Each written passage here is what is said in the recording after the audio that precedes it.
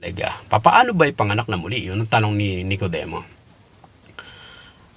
Ang kapanganakan ay ma-experience lang po natin sa kapangyarihan ng God the Father sa papaanong paraan. Una, sabi doon, kailangan ng tao ipanganak sa tubig at espiritu.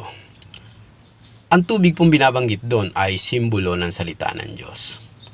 Kaya napakahalaga ng ginagampanan ng salita ng Diyos sa buhay ng tao. Kaya maunawaan natin, ang simbolo ng tubig ay salita ng Diyos.